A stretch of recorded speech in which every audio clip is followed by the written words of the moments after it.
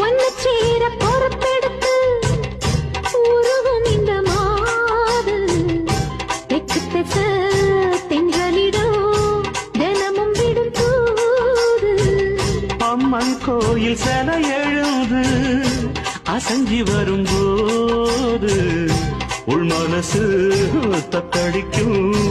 உறக்கம் என்பதேது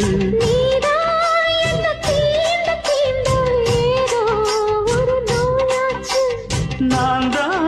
உன்னை சீண்டி சீண்டி பார்த்து ரொம்ப நாளாச்சு